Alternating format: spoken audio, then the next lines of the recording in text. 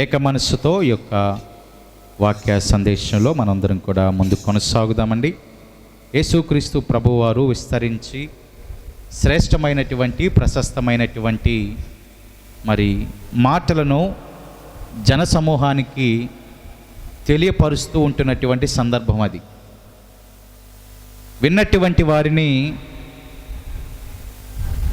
ఏమాత్రము కూడా ఒట్టిగా పంపించకుండా వారికి భోజనము పెట్టి పంపించాలి అనేటటువంటి ఆలోచనతో ఉన్నప్పుడు, యేసయ్య బిడ్డలను అడిగినప్పుడు మీ యొద్ద ఏమున్నవి అని అన్నప్పుడు వారు చెప్పినటువంటి సమాధానం ఏంటంటే, పుల్లారా 5 రొట్టెలు 2 చేపలు ఉన్నవి అనేటటువంటి సమాధానము వారు చెప్పినట్లుగా లేఖనాల ద్వారా మనం చూస్తూ ఉన్నాం.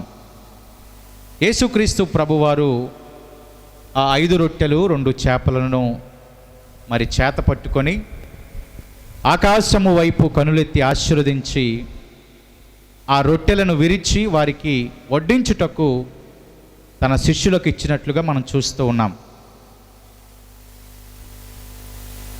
వారికి వడ్డించినప్పుడు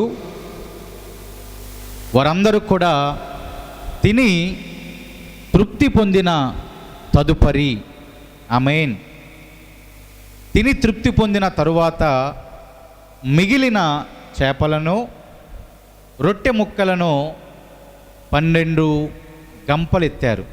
ఆమేన్, హల్లెలూయా. చాలా సమృద్ధిని నాటి దినమున శిష్యులు చూశారు, జనసమూహము అందరూ కూడా చూశారండి. వారు తిని తృప్తి పొందిన తరువాత మిగులను వారు ఎత్తినట్లుగా, గంపల్లో ఎత్తినట్లుగా మనం చూస్తూ ఉన్నాం. అయితే పుల్లరా, ఈ సమృద్ధిని వారు మాత్రమేనా లేదా మనం కూడా చూడొచ్చా అని గనక ఆలోచన చేస్తే, ప్రభువును నమ్మిన ఆశ్రయించిన వారందరికీ ఈ సమృద్ధి అనేటటువంటిది కలుగుతుందండి. ఈ తృప్తి అనేటటువంటిది కలుగుతుంది. అదేంటయ్యా, మేము ఆయన ఆశ్రయించాం కదా, ఆశ్రయిస్తేనే కదా ఈ సన్నిధిలో నిలబడి ఉంది, ఈ సన్నిధిలోనికి మేము వచ్చింది, అయినా మాకెందుకు సమృద్ధి, అయినా మాకెందుకు తృప్తి కలగట్లేదు అనే ఆలోచన కొంతమంది చేయొచ్చు. కొంతమంది ఏంటి పిల్లలు, అందరూ కూడా ఇదే రకమైన ఆలోచనతో ఉంటారు. మనసులో ఒక వేదన, బాధ ఉండిద్ది. ప్రభువుని ఆశ్రయిస్తున్నాం కదా, ఎందుకు సమృద్ధి ఉండటం లేదు, ఎందుకు తృప్తి అనేటటువంటిది ఉండట్లేదు అనేటటువంటి ఆలోచన సగటు మనుషులకు ఖచ్చితంగా ఉంటుంది పుల్లరా. ఇప్పుడు తృప్తిలో కూడా, సమృద్ధిలో కూడా శరీర సంబంధమైనటువంటి సమృద్ధి, శరీర సంబంధమైనటువంటి తృప్తి ఉండిద్ది, ఆత్మీయ సంబంధమైనటువంటి సమృద్ధి, ఆత్మీయ సంబంధమైనటువంటి తృప్తి కూడా ఉంటుందండి. ఇప్పుడు మనందరం కూడా మంచిగా దేవుని కృప ద్వారా ప్రతిదినము కూడా దేవుడు మనకు అనుగ్రహించినటువంటి దానిలో తృప్తిగా భుజిస్తూ ఉన్నాం. తృప్తిగా మంచిగా భుజిస్తూ అనుదినము కూడా మనము నడుస్తూ ఉన్నాం, కొనసాగుతూ ఉన్నాం. అయితే ఆత్మీయ సంబంధమైనటువంటి సమృద్ధి పరిస్థితి ఏంటి? చక్కగా 3 పూట్ల ప్రభువు ఇచ్చాడు, చక్కగా భుజిస్తున్నాం, శక్తిని పొందుకుంటున్నాం, మన పనులలో మనము కొనసాగుతూ వెళ్ళిపోతూ ఉంటున్నాం. అది పక్కన పెట్టేస్తే ఆత్మీయ సంబంధమైనటువంటి సమృద్ధి, ఆత్మీయ సంబంధమైనటువంటి తృప్తి ప్రతి బిడ్డకు కూడా కావాలి ఇక్కడ. ఆమేన్. ఆత్మీయ సంబంధమైన సమృద్ధి, తృప్తి ప్రతి విశ్వాసికి చాలా అవసరమై ఉన్నదండి. ప్రతి విశ్వాసి తన జీవిత కాలంలో తాను ప్రయాణం చేసేటటువంటి ఆ యొక్క జీవితం అనేటటువంటి ప్రయాణము అనేటటువంటి ఆ ఓడలో, ఆ యొక్క నౌకలో ఆత్మీయ సమృద్ధి, ఆత్మీయ తృప్తి అనేటటువంటిది ఖచ్చితంగా కావాలి. పుల్లారా, ఒక్కసారి మీరు ఆదాం గురించి, అవ్వను గురించి కనుక జ్ఞాపకం చేస్తే చక్కగా వారి వారి జీవితంలో సమృద్ధిని వారు చూశారు, తృప్తి పొందారు, చక్కగా సంచరించారు. ఏ విధమైన బాధలు లేవు, ఏ విధమైన కష్టాలు లేవు, ఇరుకులు లేవు, ఇబ్బందులు లేవు, ఎవరో వచ్చి నింద వేస్తారు అనేటటువంటి ఆలోచన కూడా లేదు. కానీ ఎప్పుడైతే వారు ప్రభు యొక్క మాటను మీరారో అప్పటి వరకు చూసిన సమృద్ధి అంతయు కూడా పోయింది. అప్పటి వరకు తృప్తిగా ఉన్నటువంటి వారి జీవితాల్లో కొరత వచ్చేసింది, సమృద్ధి పోయింది, కొరత వచ్చేసి వారి జీవితం అంతయు కూడా ఎలాగైపోయిందంటే పుల్లారా, లేఖనాల్లో రాసిబడి ఉంది కదా మాట. ఆదికాండం కనుక ఒకసారి మనం చూస్తే పుల్లారా, ఆదికాండము పుల్లారా 3వ అధ్యాయము 19వ వచనాన్ని ఒకసారి చదవండి పుల్లారా. చూడండి పుల్లారా, నీవు నేలకు తిరిగి చేరు వరకు నీ మొక్కపు చెమట కార్చి ఏమన్నారంటే పుల్లారా, ఆహారము తిందువు, ఏలయనగా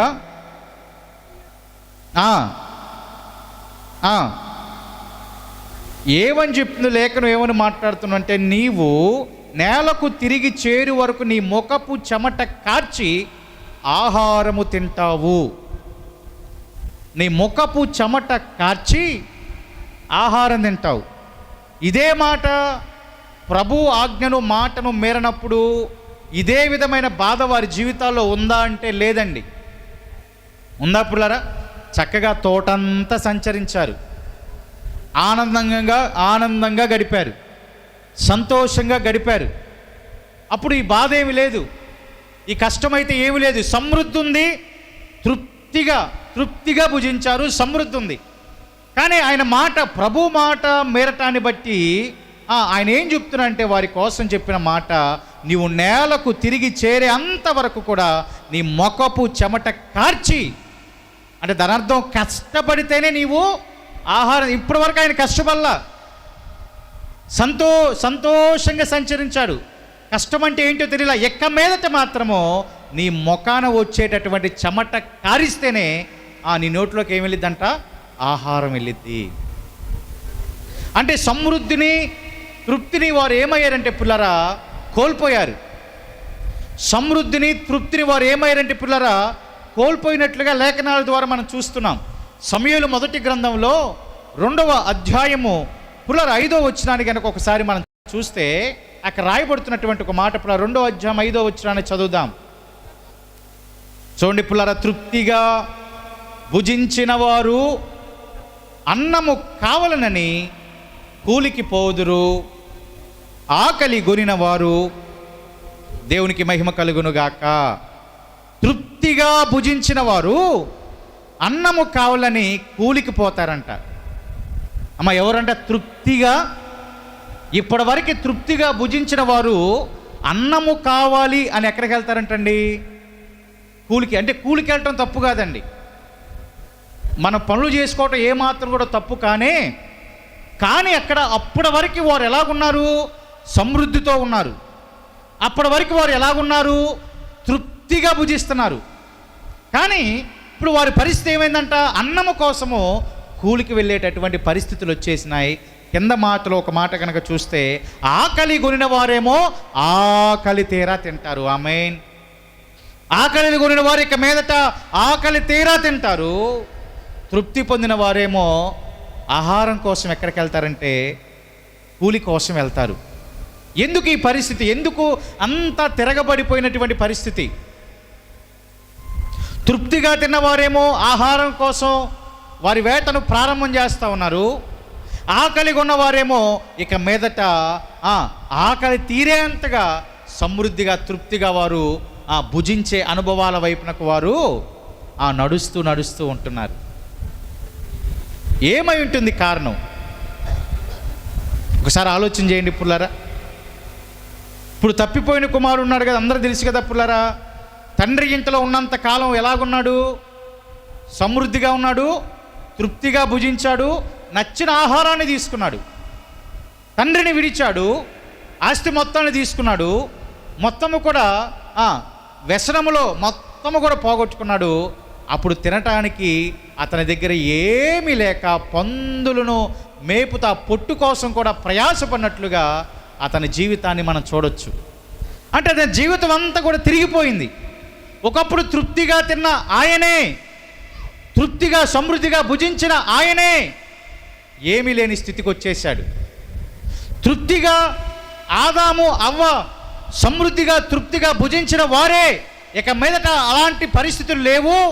నువ్వు భుజించాలంటే, ఆహారము నువ్వు భుజించాలంటే నీ ముఖమున వచ్చే చెమట కారిస్తేనే నీవు ఆహారాన్ని తింటావు అనే పొజిషన్కి, స్టేజ్కి వారిద్దరు కూడా వచ్చేశారు. తప్పిపోయిన కుమారుడు కూడా అలాగే వచ్చేశాడు. మంచి కోసము మనం ప్రయాసపడితే పర్వాలేదు పుల్లారా. అదే మాట లేఖనాల్లో రాయబడింది. ఒకసారి చూడండి, మత్తయి సువార్త 5వ అధ్యాయం 6వ వచనం ఒకసారి చూడండి పుల్లారా. 5వ అధ్యాయము 6వ వచనం ఒకసారి చదువుదాం. నీతి కొరకు ఆకలి దప్పులు గలవారు ధన్యులు, వారు తృప్తి. ఇప్పుడు నీతి కోసము అన్నము లేకపోయినా పానీయం లేకపోయినా పర్వాలా, నీతి విషయాల్లో పర్వాలా, ఎందుకంటే ఒకప్పుడు వారు తృప్తిగా భుజిస్తారండి. ఇప్పుడు నీతి నియమం కోసము, దేవుని కోసము ఆహారం లేని పరిస్థితులున్నా, పానీయము లేని పరిస్థితులున్నా పర్వాలేదు. ఒకప్పుడు వారు ఎలాగుంటారంటే తృప్తిగా భుజించే అనుభవాల వైపునకు వారు వస్తారు. అయితే ఇక్కడ పరిస్థితి చూడండి, అవ్వ ఆదాము నీతి కోసం కాదు, వారికి ఆహారము కష్టపడి తినేటంత పరిస్థితి కదా పుల్లరా. నీతి కోసమా? ఆ నీతిని విడిచిపెట్టేశారు కదా. తప్పిపోయిన కుమారుడు నీతిగా ఉన్నాడా? లేదు కదా. ఆ నీతిని విడిచిపెట్టేశాడు కాబట్టి ఇప్పుడు అటువంటి పరిస్థితులు వచ్చేసినాయి. కానీ నీతి కోసము, న్యాయము కోసము, నిజాతి కోసము నీవు నేను నిలబడినప్పుడు, ప్రభువు కోసం నిలబడినప్పుడు, అప్పుడు ఆహారం లేకపోయినా పర్వాలేదు. కానీ ఒకప్పుడు మనం తృప్తిగా భుజించే అనుభవాల వైపునకు దేవుడు మనందరికీ కూడా నడిపిస్తాడు. కానీ ఇప్పుడు ఎందుకు మనకి సమృద్ధి లేదు? ఎందుకు తృప్తి మనకు ఉండలేదు? ఎందుకు ఎంత చేసినా అంటే పుల్లరా, ఎంత కష్టపడినా, ఏబు గ్రంథంలో ఒక మాట ఉంటుంది పుల్లరా. ఒకసారి చూడండి ఆ మాట. 20వ అధ్యాయము, ఏబు గ్రంథము 20వ అధ్యాయము 28వ వచనాన్ని కనుక ఒకసారి చూస్తే ఆ మాట చాలా క్లియర్గా రాయబడి ఉంది. ఇంటికి వచ్చిన ఆర్జన కనబడదు, దేవుని కోపదినమున వారి ఆస్తి ఏమైందంట? ఇంటికి వచ్చిన ఆర్జన, ఇంటికి వచ్చిన ఆర్జన, ఇంటికి వచ్చిన సంపాదన కనపడదంట. కోపదినమున వారి ఆస్తి అంతా ఏమవుతుందంట? నాశనం. ఎందుకు ఆ పరిస్థితి పుల్లరా? ఇంటికి వచ్చిన సంపాదన కనపడదంట, కోపదినమున ఆస్తి ఏమవుతుందంట? నాశనం. ఇది కష్టపడే స్థితి అవునంటారా కాదంటారా పుల్లరా? ఎంత కష్టపడినా ఇంటికి వచ్చిన సంపాదన కనపడతలేదంట. మరి వారంలో 6 రోజులు చేస్తున్నాం కదా పుల్లరా, కదండి? 6 రోజులు చేస్తున్నాం కదా, నెలలో అన్ని దినాలు చేస్తున్నాం కదా, పని దినాలు అన్నీ చేస్తున్నాం. కానీ ఇంటికి వచ్చిన సంపాదన ఏమీ కనపడతలేదంట. అసలు ఆయన కోపదినమున ఆస్తి కూడా ఏమవుతుందంట పుల్లరా? నాశనం. సరే, అది పక్కన పెట్టేసాను. ఇప్పుడు మనం నీతి కోసము, న్యాయం కోసం నిలబడితే, ఒకవేళ మనకి ఇప్పుడు ఆహారం లేకపోయినా పర్లేదు, ఒకప్పుడు మనం తృప్తిగా ఉంటాం. కానీ ఇక్కడ లేఖనాలు ఏమని మాట్లాడుతూ ఉంటున్నాయంటే పుల్లరా, మనం చేస్తున్న స్వయంకృత అపరాధాల ద్వారా, మనం చేస్తున్న తప్పుల ద్వారా, ఇప్పుడు అవ్వ ఆదాం ఇద్దరు తప్పు చేశారు. దాని ఫలితం చూస్తున్నారు. కష్టపడితేనే ఇప్పుడు వారికి ఏమంట? కష్టపడితేనే ఆహారం, చెమట చిందిస్తేనే ఆహారం. అది వరకు ఏమైనా ఉందా? అటువంటి పరిస్థితి లేదు. ఇప్పుడు తప్పిపోయిన కుమారుడు స్వయంకృత అపరాధం. ఇంటి దగ్గర ఉన్నప్పుడు అంతకాలం సమృద్ధి ఉంది, తృప్తి ఉంది, తండ్రిని ఏమడితే అది తీసుకొచ్చి పెట్టాడు, ఆస్తి తీసుకుని వెళ్ళిపోయాడు. ఇప్పుడు కష్టపడితే నాకు ఏం దొక్కుతుందంటే పుల్లరా? ఆహారం వచ్చింది. తృప్తి అనేటటువంటిది లేదు. ఆ మనిషి జీవితంలో తృప్తి లేదు, సమృద్ధి లేదు. ఒక నీతి కోసము ఆకలి దప్పులు కొంటే మనమే ధన్యులం. ఒకానొక దినాన తృప్తిగా మనం ఉంటాం. కానీ ఇప్పుడు మనకి ఎందుకు ఆకలి పరిస్థితులు అంటే మనం చేస్తున్న స్వయంకృత అపరాధాల ద్వారా మనకేం పరిస్థితి వస్తుందంట? సమృద్ధి లేని పరిస్థితులు, తృప్తిగా జీవించలేనటువంటి పరిస్థితులండి. తృప్తిగా జీవించలేని పరిస్థితులు మనకు వస్తున్నాయంట. నీవేళ నీ నోటి మాట ద్వారా నీ కష్టమును వ్యర్థం చేసుకుంటావు అని ప్రసంగి గారు మాట్లాడుతూ ఉన్నారు. నీవేళ నీ నోటి మాట ద్వారా నీ కష్టాన్ని వ్యర్థం చేసుకుంటావు అంటే కష్టం అంతా ఎలా వ్యర్థమైపోతుందంట? ఒక చిన్న నోటి మాట ద్వారానే అంటండి. చిన్న నోటి నుంచి వచ్చినటువంటి అనుకోనటువంటి మాట ద్వారా మన కష్టమంతా ఏమైపోతుందంట? వ్యర్థమవుతుంది.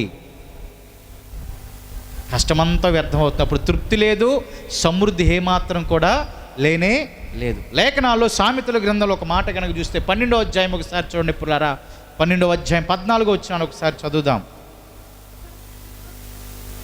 ఒకడు తన నోటి ఫలము చేత, ఆమేన్, నోటి ఫలము చేత తృప్తిగా ఏం పొందుతారంట? నోటి ఫలము చేత తృప్తిగా అంటే నోటి నుంచి వచ్చేటటువంటి మాట ద్వారా కూడా మనుషులు ఏం పొందుతారండి? మేలు పొందుతారు. తృప్తిగా మేలు పొందుతారంట పుల్లారా. అదే సామెతలో రాయబడిన మాట 18వ అధ్యాయం 20వ వచనాన్ని కూడా ఒకసారి చూద్దాం పుల్లారా. ఒకరి నోటి ఫలము చేత వాని కడుపు నిండును, తన పెదవుల ఆదాయము చేత. అంటే పెదవుల ద్వారా ఆదాయం వచ్చిద్దా? వచ్చింది. అంటే పెదవుల ద్వారా మనం మాట్లాడేటటువంటి మాటల ద్వారా మనకేం కలుగుతుందంటే తృప్తి కలుగుతుంది. ఏం కలుగుతుందంట? పెదవుల ఆదాయము అన్నాడు భక్తుడు ఇక్కడ. అంటే మన నోటి నుంచి వచ్చేటటువంటి ఒక చిన్న మాట మనకేం కలగజేసిద్ది అంటే తృప్తిని కలగజేసిద్ది, సమృద్ధిని కలగజేసిద్ది. మరి నోటి నుంచి వచ్చేటటువంటి మాట కరెక్ట్గా లేదనుకో, ప్రసంగి ఏమన్నాడు? 5వ అధ్యాయం ఒకసారి చూడండి పిల్లరా. ప్రసంగి గ్రంథము 5వ అధ్యాయం 6వ వచనంలో, ప్రసంగి గ్రంథము 5వ అధ్యాయము 6వ వచనం, నీవేళ చూడండి పిల్ల, చివరి మాట చూడండి. నీ మాటల వలన దేవునికి కోపము పుట్టించి నీవేళ నీ కష్టమును వ్యర్థపరుచుకుంటావు. అంటే నీ మాట వల్ల దేవునికి కోపాన్ని పుట్టించి నీ కష్టమంతా కూడా ఏమైపోతుందంట? వ్యర్థమైపోతుంది. కానీ సామెతలు ఏం చూసాం? నీ నోటి ఆదాయము చేత, పెదవుల ఆదాయము చేత నీవు తృప్తి పడతావు అని లేఖనాలు మాట్లాడుతూ ఉన్నాయి.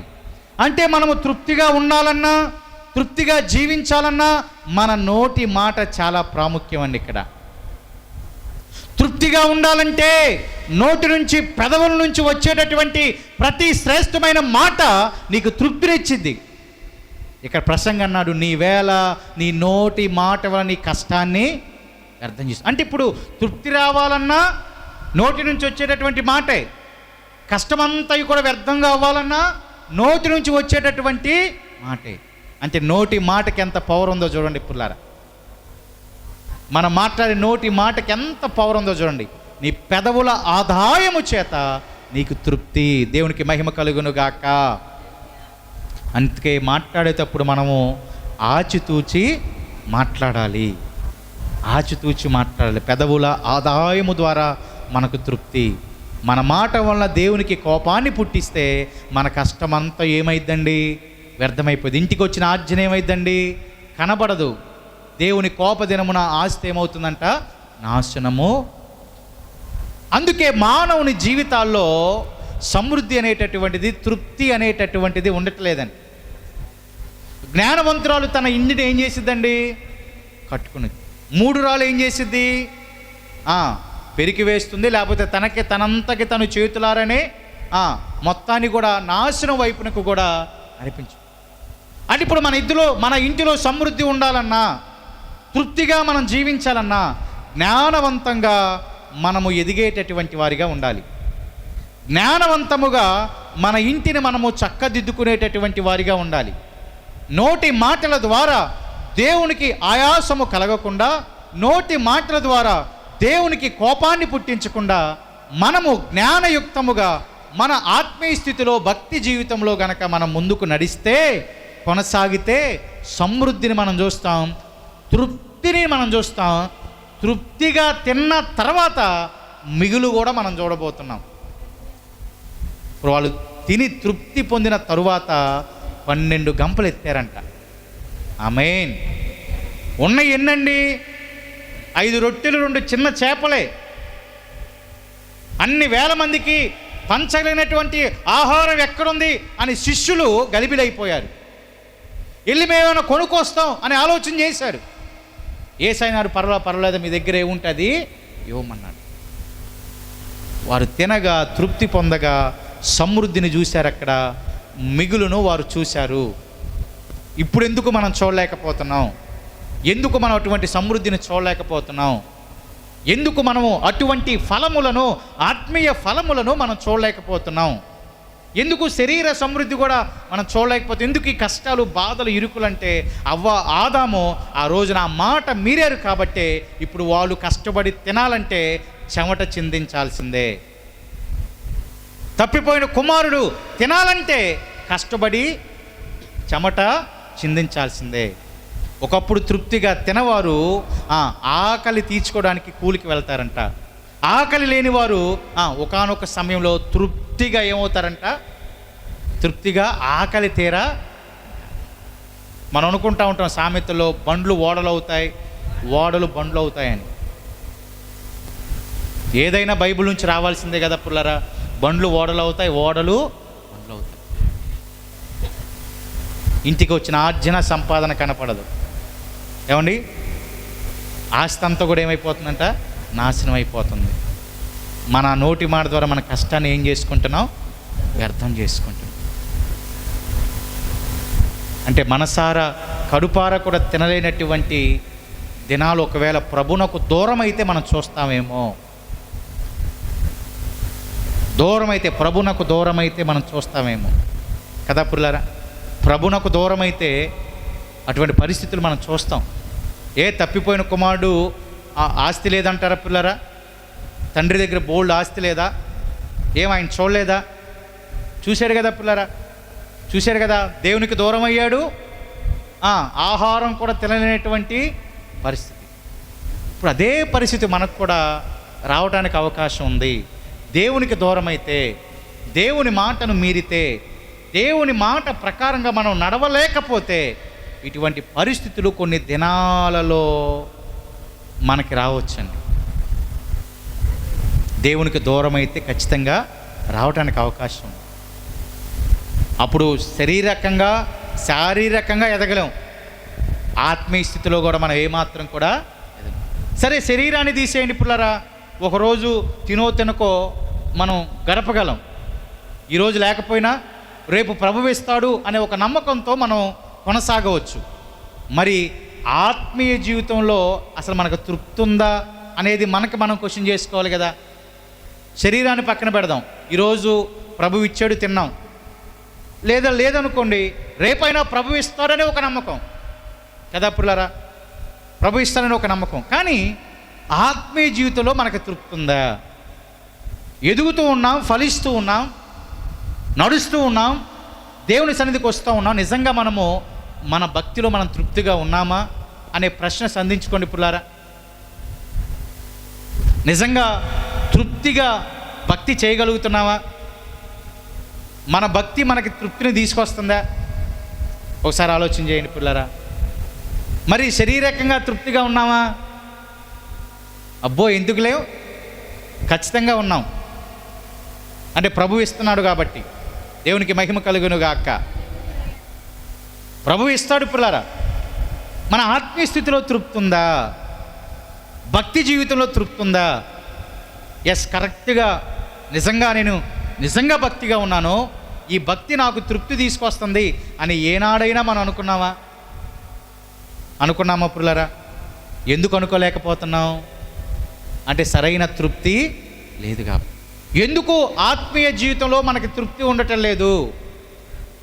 ఎందుకు మనం చేసేటటువంటి భక్తి మనకి తృప్తి కలిగించట్లేదు అని కనుక ఆలోచన చేస్తే లేఖనాల నుంచి ఒక మాటను మనం చూద్దాం పుల్లరా. మలాకీ గ్రంథంలో ఒక మాటను గనక మనం చూస్తే, మలాకీ గ్రంథము 1వ అధ్యాయము 6వ వచనాన్ని ఒకసారి మనం చూద్దాం.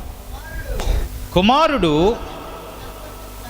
తన తండ్రిని గణపరుచును గదా, దాసుడు తన యజమానుని గణపరుచును గదా, నా నామమున నేను తండ్రినైతే నాకు రావాల్సిన ఘనత ఏమాయను. అదిగో చూడండి పిల్లరా, దేవుడు ఏమన్నాడు చూడండి ఇక్కడ, నేను యజమానునైతే నాకు భయపడేటటువంటి వాడు ఎక్కడా.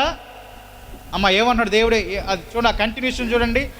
అని సైన్యములకు అధిపతియగు యెహోవా మిమ్మును అడుగగా. దేవుడు ఏమడుగుతున్నా అంటే, నేనే యజమాను అయితే నాకు భయపడేటటువంటి వాడు ఎక్కడున్నాడు. నేనే యజమాను అయితే, నేను దేవుణ్ణి నమ్ముతున్నారు కదా, దేవుణ్ణి మీరు నమ్ముతున్నారు కదా, నాకు భయపడేటటువంటి వాడు ఎక్కడ?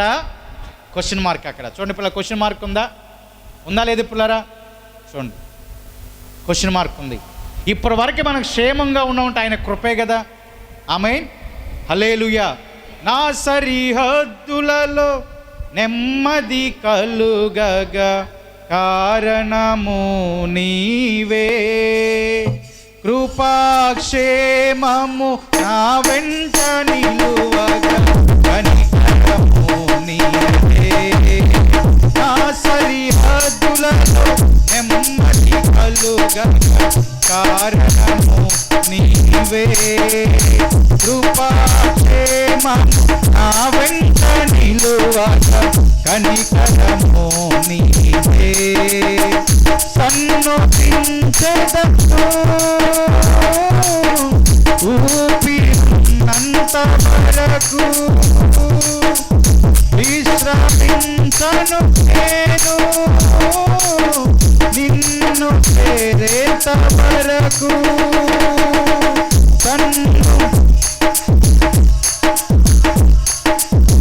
ఊపిరినంత వరకు విశ్రమించను నేను నిన్ను చేరేంత వరకు, నిన్ను చేరేంత వరకు. నీవే ధ్యానము, నీవే నా విజయము, నీవే నా అతిశయము యేసయ్యా. నీవే ధ్యానము, నీవే నా విజయము, నీవే నా అతిశయము యేసయ్యా.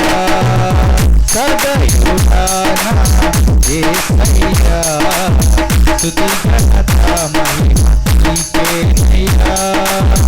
సదయుడానా యేసయ్యా, స్తుతి ఘనత మహిమ నీకేనయ్యా.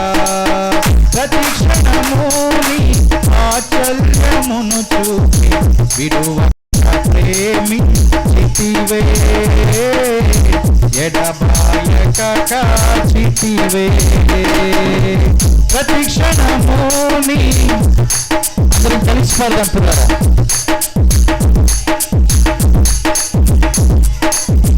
ఎడబాయక కాచితివే, నీవే స్తుతిగానము, నీవే నా విజయము, నీవే నా అతిశయము యేసయ్యా. నీవే స్తుతిగానము, నీవే నా విజయము.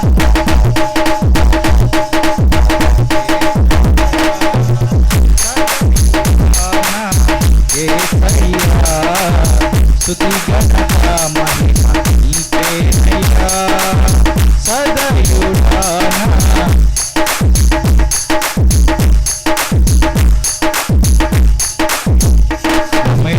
హల్లెలూయా. కాబట్టి ప్రభువు ఏ ప్రశ్న అడుగుతున్నాడు పుల్లరా? నేనే యజమాని అయితే, నేను దేవుణ్ణి నమ్ముతున్నారు కదా, నేనే దేవుణ్ణి అయితే యజమాని అయితే నాకు భయపడేవాడు ఎక్కడా ఉన్నాడు? చూడండి పిల్లలు, జాగ్రత్తగా పాయింట్కి వచ్చేయండి. ఎందుకు ఆత్మీయ జీవితంలో మనకి తృప్తి, సమృద్ధి, తృప్తి ఎందుకు ఉండలేదంటే ప్రభువే చెప్తున్నాడు అక్కడ సమాధానం, నాకు భయపడేవాడు ఎక్కడ ఉన్నాడు. అంటే భక్తి జీవితంలో మనం తృప్తిగా ఉండాలంటే, సమృద్ధిగా ఉండాలంటే దేవుడంటే మనకు భయము ఉండాలి. పుల్లారా, దేవుడంటే మనము భయభక్తులు కలిగి జీవించాలి. దేవుడంటే మనకేం కలిగి ఉండాలంట?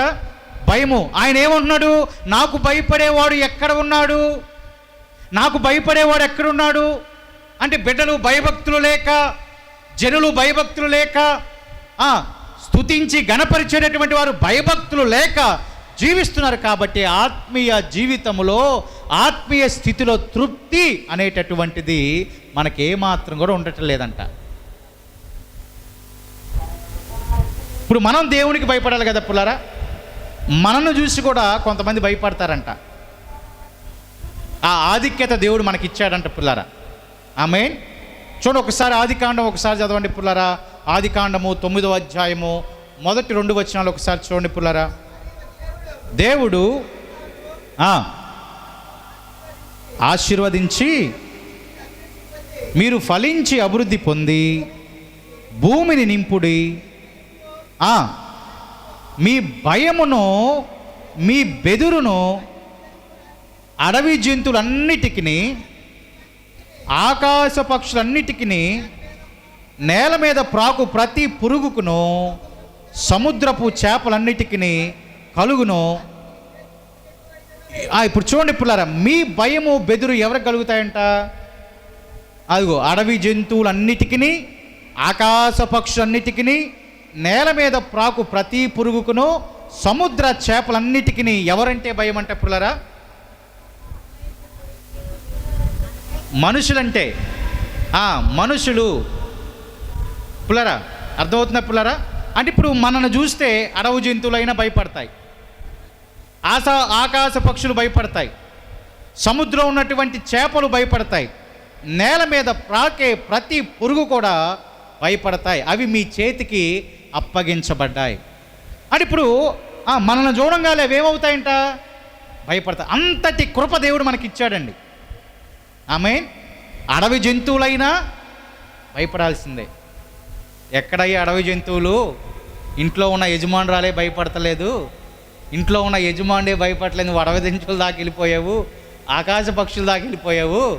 నిజమే, కానీ నా యజమానురాలు భయపడితే చాలయ్యా అని అనేక మంది అనుకుంటారు మనసులో, బయటికి చెప్పరు. మళ్ళా బయటికి చెప్తే ఆ రోజు అయిపోయినట్టే. లోపలే అదంతా కూడా లోపలే, బయటికి చెప్తే అంతా అయిపోయినట్టే. కానీ ప్రభువు వారు నోవాహుతో, వారి కుటుంబంతో, బిడ్డలతో చెప్పిన మాట, మీరంటే అవన్నీ కూడా ఏమవుతాయంట? భయపడతాయి. అవన్నీ కూడా మీకు ఏం చేయబడి ఉన్నాయంట? అప్పగించబడి ఉన్నాయి. భయము బెదురు, భయము బెదురు, భయము బెదురు. వాక్యంలో రాయబడి ఉంది పుల్లారా, హడలిపోతాయి అనే మాట రాయబడి ఉంది. హడలిపోతాయంట అంటే మనుషుని చూడగానే అవన్నీ కూడా. అంటే ఇప్పుడు మనల్ని చూస్తే కూడా కొన్ని భయపడేటటువంటివి లోకములో ఉన్నాయి. మరి అవి మనం చూడగానే నిజంగానే భయపడతాయి, నిజంగానే భయపడతాయి. ఇప్పుడు నేలల దగ్గరికి వెళ్ళే ఉండి చేప కనపడింది, అక్కడే మన కోసం పట్టుకోయే ఉండిద్దా? ఏమైపోయింది? భయపడిపోయి వెళ్ళిపోయిద్ది. ఏమైనా పక్షి వస్తుంది, ఏమైద్ది?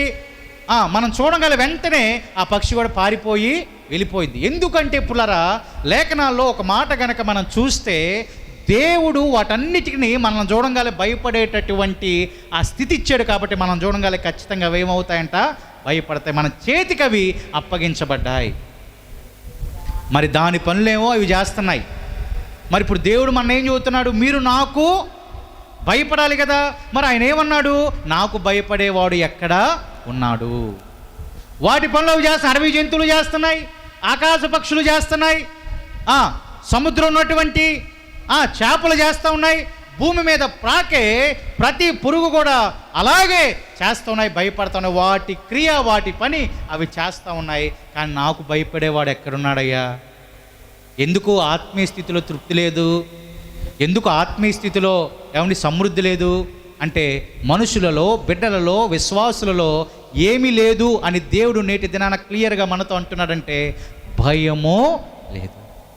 ఏం లేదంటే మనకి భయము అనేటటువంటిది లేదు పుల్లరా. అదే మలాకీ గ్రంథంలో మరొక మాట కనుక చూస్తే 2వ అధ్యాయం ఒకసారి చూడండి పుల్లరా. 2వ అధ్యాయము 5వ వచనాన్ని ఒకసారి మనం చదువుదామండి. చూడండి, నేను చేసిన నిబంధన వారి జీవమునకును, ఈ మాట జాగ్రత్తగా ఆలకించండి పుల్లరా, కొంచెం అర్థం కాదు, జాగ్రత్తగా ఆలకించండి. నేను చేసిన నిబంధన వారి జీవమునకును సమాధానముకును కారణమాయను.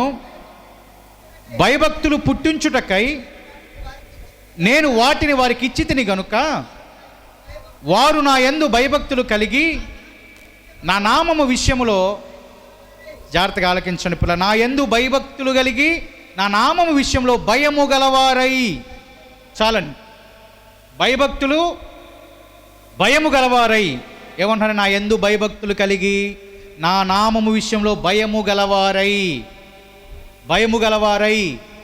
చూడండి, ఇక్కడ పై వచ్చిన అన్నాడు, పై మాట ఏమనంటే భయభక్తులు పుట్టించుటకై నేను వాటిని వారికి ఇచ్చాను. అంటే మనుషులలో భయము భక్తి కలవటానికి దేవుడు ఏమిచ్చాడంటే లేఖనాలను ఇచ్చాడు పుల్లారా. ఆమేన్. ఏమిచ్చాడంట?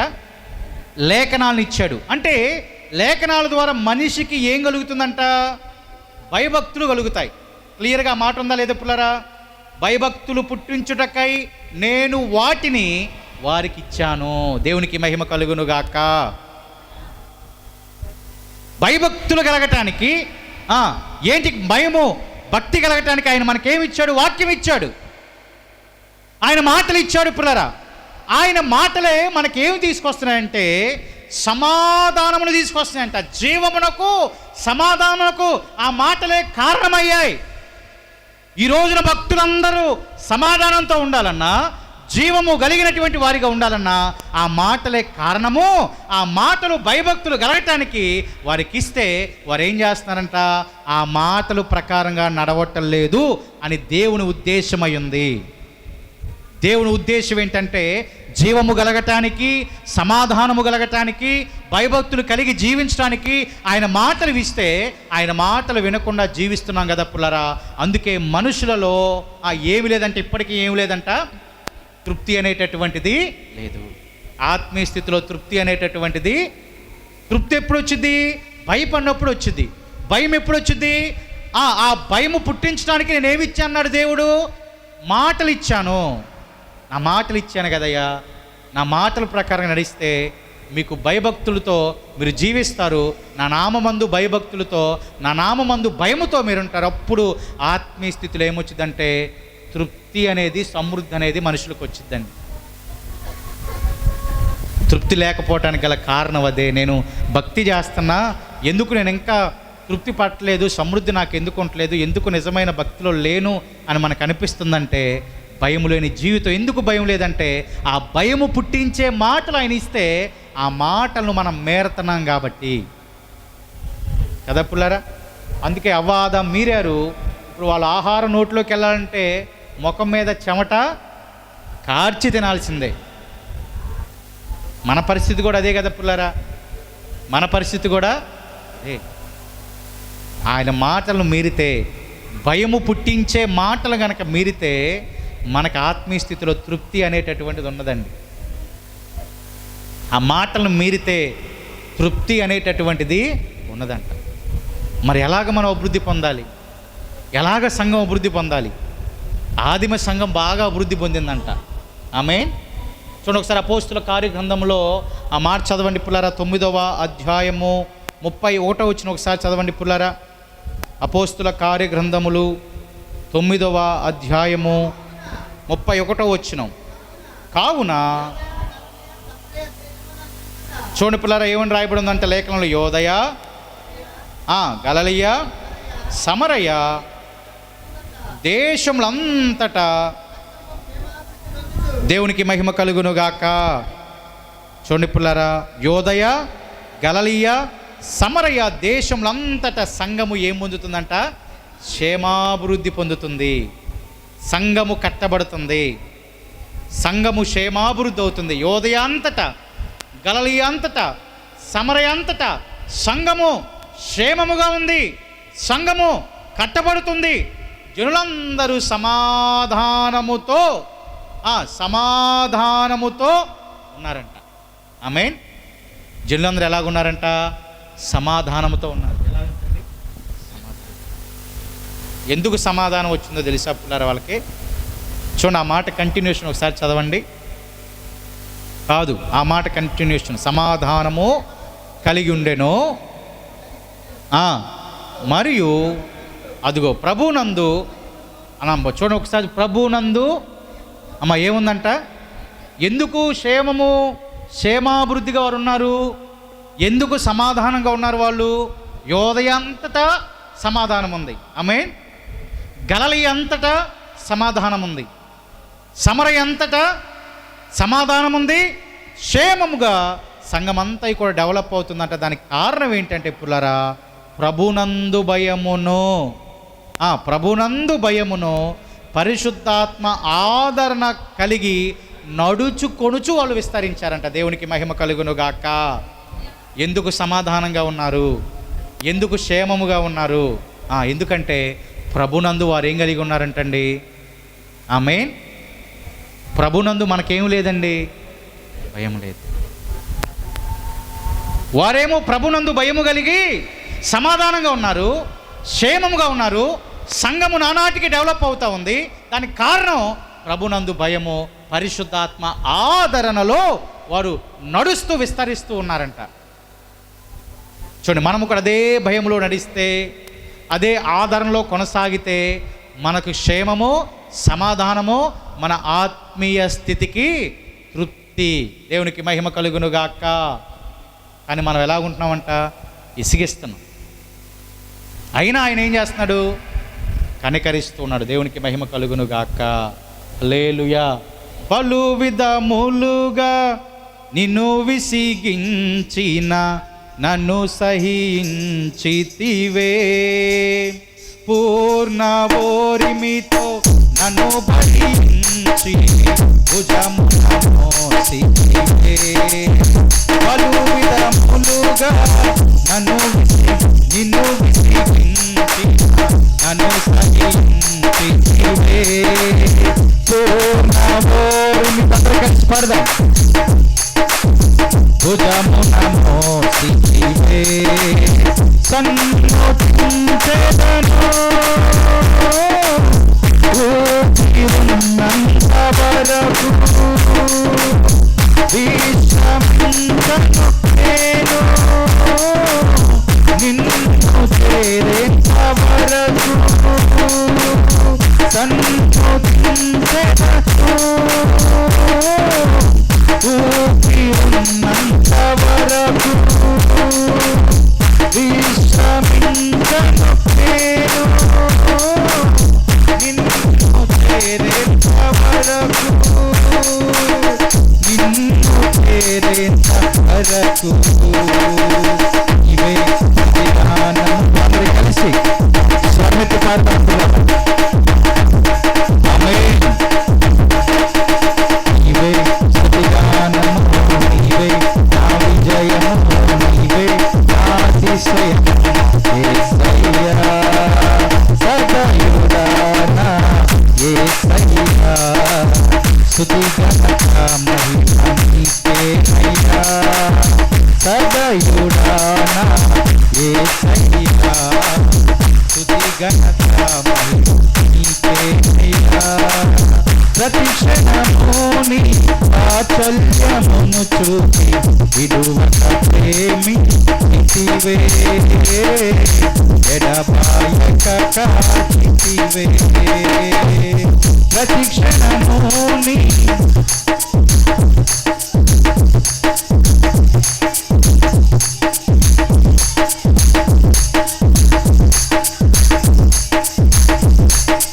నీవే స్తుతిగానము, నీవే నా విజయము, నీవే నా అతిశయము. యేసయ్యా నీవే, నీవే నా అతిశయము. యేసయ్యా నీవే స్తుతిగానము, నీవే నా విజయము, నీవే నా అతిశయము.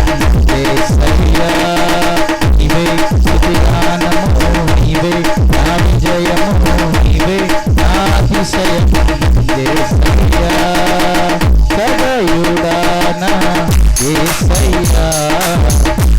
ఘనత మహిమ సదయుడానా.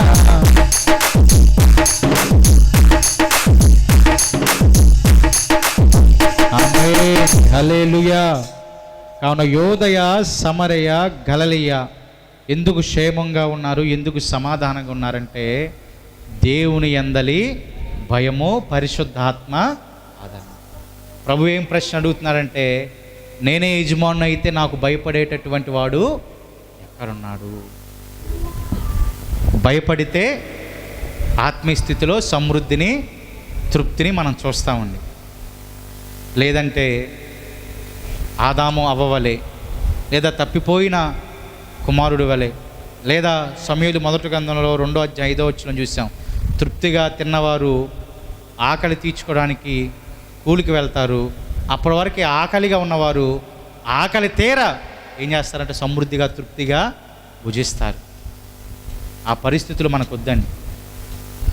ఆ పరిస్థితులు మనకి, మన కుటుంబాలకి రాకుండా ఉండాలంటే, ఇప్పుడు వరకు తృప్తిగా ఉండి అదే తృప్తితో మనం నడవాలంటే, ఆయనకు భయపడే అనుభవాలలో, భక్తిలో మనం అందరం కూడా నడవాలి, కొనసాగాలి. ఆ భయము పుట్టించడానికే ఆయన లేఖనాలను మనకి ఇచ్చాడు. ఆ లేఖనాల ద్వారానే జీవమును, సమాధానం. అందుకే గలిలయ సమాధానంతో ఉంది, యోదయ సమాధానంతో ఉంది, సమరయ అంతా, ఆమేన్, గొప్ప మాట, అంతా సమాధానం అంట. అంతటా సమాధానం, క్షేమము, విస్తరిస్తూ ఉన్నారంట. దేవునికి మహిమ కలుగును గాక. విస్తరిస్తూ ఉన్నారంటే ఎక్కువగా ఇంకా అభివృద్ధి పొందుతున్నారు. విస్తరించడం అంటే అదే కదా పిల్లరా, ఎక్కువగా అంట. ఎందుకంటే వారికి దేవుడు అంటే భయం ఉంది, దేవుడు అంటే భయం ఉంది వారికి. అందుకే విస్తరించారు, వాళ్ళు విస్తరించారు, సమాధానంగా ఉన్నారు, క్షేమముగా ఉన్నారండి. అవి మనకు కావాలంటే, మన కుటుంబాలకు కావాలంటే, మన బిడ్డలకు కావాలంటే, నాకే కావాలంటే, నా ఆత్మీయ భక్తులు నాకు తృప్తి లేదు, సమృద్ధి లేదు, భక్తి చేస్తున్నా కానీ ఏదో వెలుతుంది, ఏదో లోపం ఉంది, ఏదో సంథింగ్ నేను తృప్తి పొందలేకపోతున్నాను అని నీకు ఈ మాటల ద్వారా అనిపిస్తే, మన లోపాలని మనం సరి చేసుకుందాం. దేవునికి భయపడటం నేర్చుకుందాం.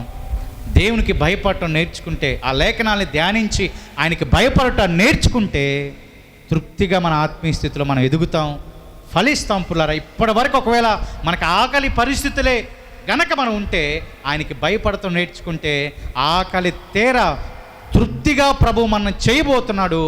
తృప్తిగా తిన్న తర్వాత మిగులును, సమృద్ధిని ఈ సన్నిధిలో ఉన్న మనందరికీ, ఈ మాటలు విని వాటి ప్రకారం నడిచే వారందరికీ ప్రభు ఇవ్వబోతున్నాడు. ఆమేన్. తృప్తిని ఇవ్వబోతున్నాడు, మిగులును.